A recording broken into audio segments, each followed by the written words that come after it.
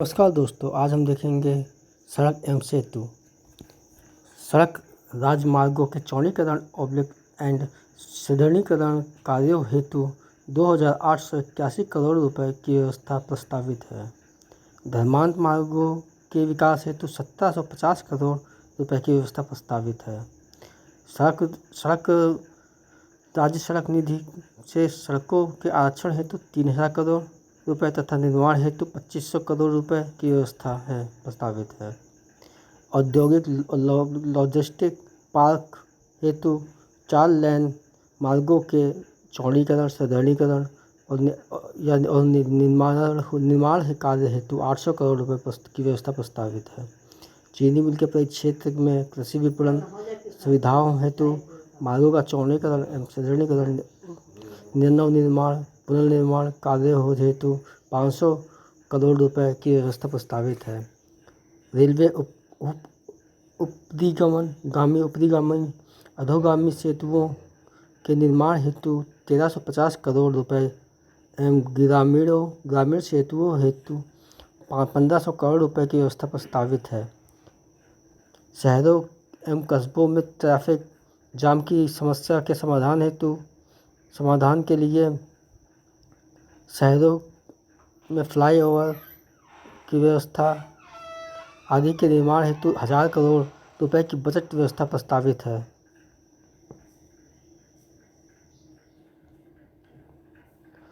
सिंचाई एवं जल संसाधन विभाग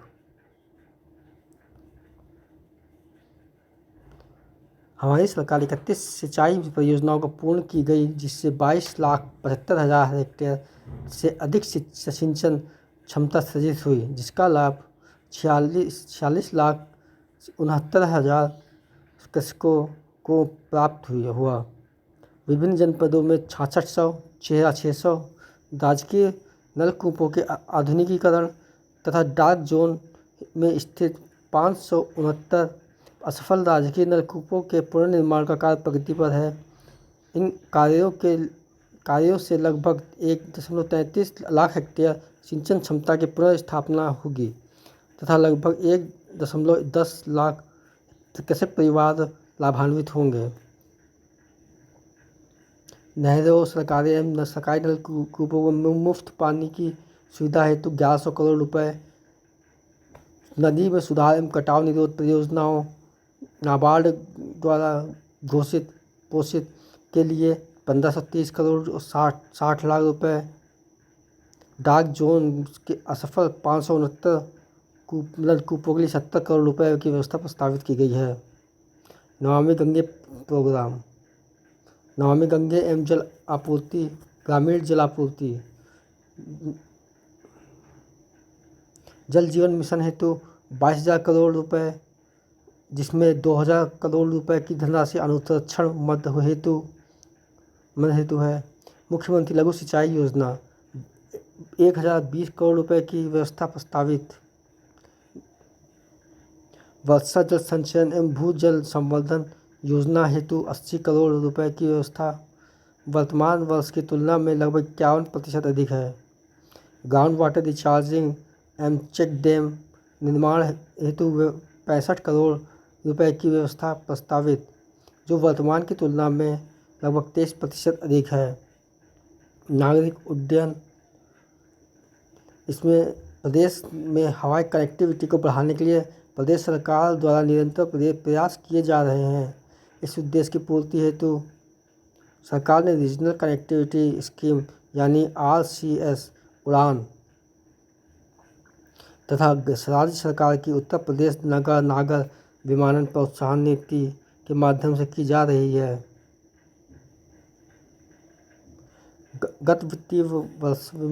चालू वित्तीय वर्ष में वायुयान द्वारा यात्रा करने वाले यात्रियों की संख्या में 19.2% की वृद्धि हुई है। हवाई कनेक्टिविटी के लिए चयनित एयरपोर्ट्स तथा अलीगढ़, आजमगढ़, मुरादाबाद, श्रावस्ती तथा चित्रकूट को विकसित किया जा चुका है। मेरपुर, सोनभद्र, सरसावा, सहारनपुर में एयरपोर्ट का विकास कार्य प्रशस्त है। अयोध्या में महर्षि वाल्मीकि अंतर्राष्ट्रीय हवाई अड्डा अयोध्या धाम अयोध्या धाम का विकास कराया गया है। अयोध्या में एयरपोर्ट की स्थापना एवं विस्तार हेतु 150 करोड़ रुपए की व्यवस्था है। हवाई पट्टियों के निर्माण विस्तार एवं सुदृढ़ीकरण तथा भूमि अर्जन हेतु भूमि क्रय मद में 1100 करोड़ रुपए की व्यवस्था प्रस्तावित है। जनपद गौतम बुद्ध नगर में जेवर में अंतर्राष्ट्रीय एयरपोर्ट की स्थापना कार्य भूमि क्रय हेतु 1150 करोड़ की व्यवस्था है। ऊर्जा 2023 से 24 में अप्रैल से दिसंबर तक जनपद मुख्यालय पर 24 घंटे, तहसील मुख्यालय पर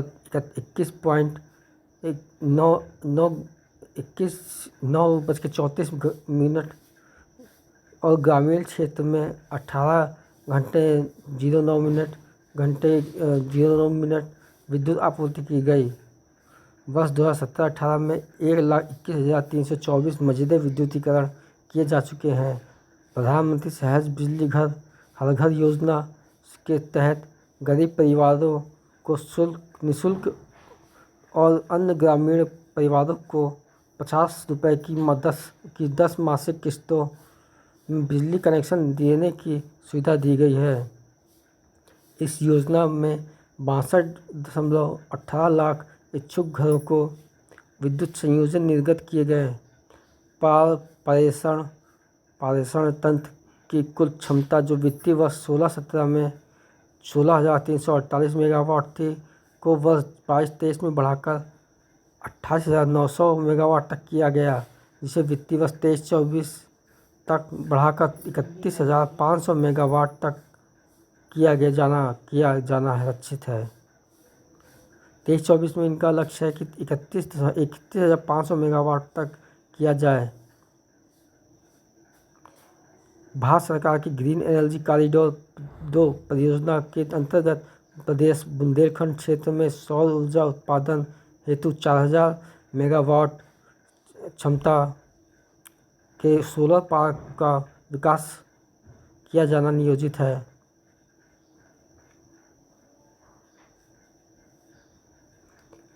वर्ष 2016-17 में उत्पादन निगम लिमिटेड ने इकाइयों ने कुल विद्युत उत्पादन 33,556 मिलियन यूनिट था। 22-23 में वित्तीय वर्ष 22-23 में 39,746 मिलियन यूनिट विद्युत उत्पादन प्राप्त किया गया है। ग्रीष्मकाल में अनवरत विद्युत आपूर्ति हेतु 2,000 करोड़ रुपए की व्यवस्था की गई है।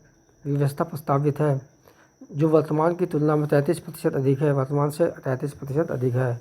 निजी नलकूपों उपभोक्ताओं की रियायती दरों पर विद्युत आपूर्ति हेतु 1,800 करोड़ रुपए की व्यवस्था प्रस्तावित है, जो वर्तमान वर्ष की तुलना में 20% अधिक है। उत्तर प्रदेश सौर ऊर्जा 2022 के अंतर्गत 5 वर्षों में 22,000 मेगावाट विद्युत उत्पादन का लक्ष्य रखा गया है।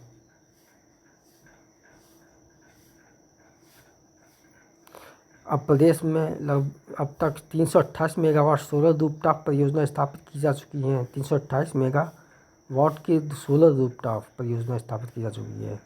अयोध्या वाराणसी शहर में मॉडल सोलर सिटी के रूप में विकसित किया जा रहा है। ग्रामीण क्षेत्रों में सामुदायिक मार्ग प्रकाश की सुविधा हेतु अब तक लगभग 3.35 लाख सोलर स्ट्रीट लाइट संयंत्रों की स्थापना कराई जा चुकी है। पीएम कुसुम घटक सीवर के अंतर्गत निजी ऑन ग्रिड पंपों के सोलराइजेशन हेतु 100 करोड़ रुपए की व्यवस्था प्रस्तावित है, जो वर्तमान वर्ष की तुलना में दो गुना है। उत्तर प्रदेश राज्य जैव ऊर्जा की नीति 2022 के क्रियान्वयन हेतु 60 करोड़ रुपए की व्यवस्था प्रस्तावित है, जो वर्तमान वर्ष की तुलना में 33% अधिक है। आगे देखते हैं आवास एवं शहरी नियोजन। मुख्यमंत्री शहरी विस्तारीकरण नए शहर प्रोत्साहन के अंतर्गत टाउनशिप विकसित किए जाने हेतु वर्ष 2024-25 के बजट में 3,000 करोड़ रुपए की व्यवस्था की प्रस्तावित है। Delhi Ghaziabad Meerut corridor regional rapid transit system परियोजना में उत्तर प्रदेश के अंश के रूप में 914 करोड़ रुपए की बजट व्यवस्था प्रस्तावित है। कानपुर मेट्रो रेल परियोजना में उत्तर प्रदेश के अंश के रूप में 395 करोड़ रुपए की व्यवस्था प्रस्तावित है। आगरा मेट्रो रेल परियोजना में उत्तर प्रदेश में अंश के रूप में 346 करोड़ रुपए। अयोध्या सर्वांगीण विकास हेतु 100 करोड़ रुपए। लखनऊ विकास क्षेत्र एवं प्रदेश के समस्त विकास प्राधिकरणों के विकास क्षेत्र एवं नगर क्षेत्र की अवस्थापना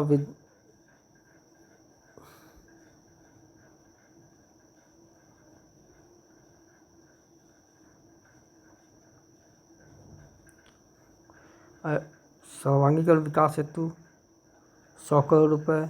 अयोध्या के सर्वांगीण विकास हेतु 100 करोड़ रुपए।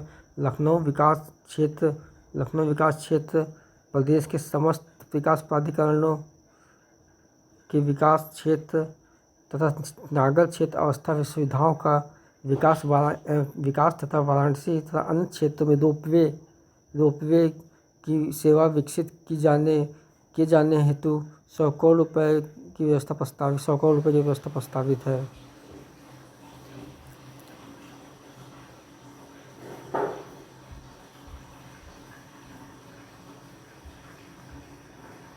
नगर विकास प्रधानमंत्री आवास शहरी योजना के अंतर्गत 2007 से 2017 तक प्रदेश में 2.51 लाख मकान निर्मित किए गए हैं,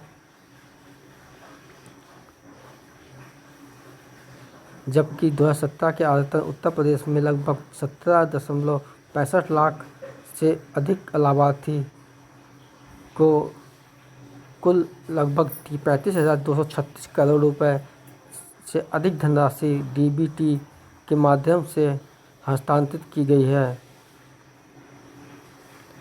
डायरेक्ट बैंक ट्रांसफ़र डीबीटी मतलब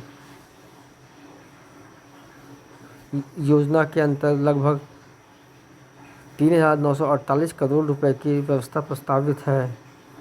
वर्ष 2021 में प्रारंभ की गई अमृत 2.0 योजना हेतु 4500 करोड़ रुपए की व्यवस्था प्रस्तावित है।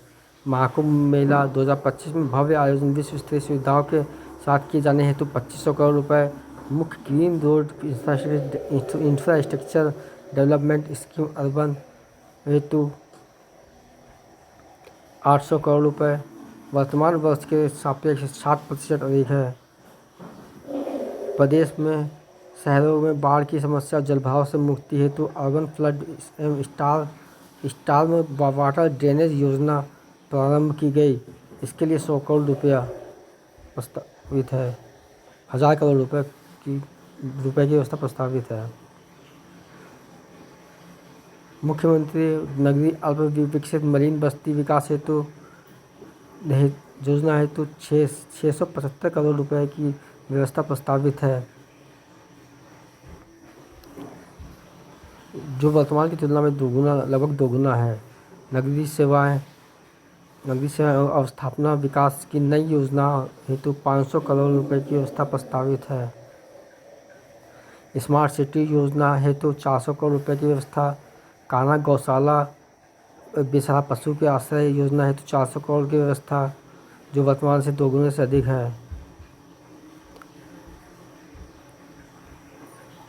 नियोजन त्वरित आर्थिक विकास हेतु 2400 करोड़ रुपए की व्यवस्था प्रस्तावित है।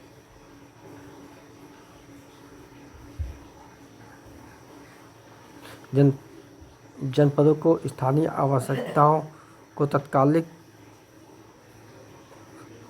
को देखते हुए विभिन्न विकास कार्यों को क्रिटिकल गैप्स की पूर्ति हेतु क्रिटिकल गैप्स योजना में अंतर्गत 95 करोड़ रुपए का बजट प्रस्तुत किया है। पूर्वांचल विकास निधि हेतु 575 करोड़ रुपए एवं बुंदेलखंड विकास निधि हेतु 425 करोड़ रुपए की व्यवस्था प्रस्तावित है। ग्राम विकास प्रधानमंत्री आवास योजना ग्रामीण अंतर्गत 2016 में मात्र 1.40 लाख आवास स्वीकृत किए गए थे।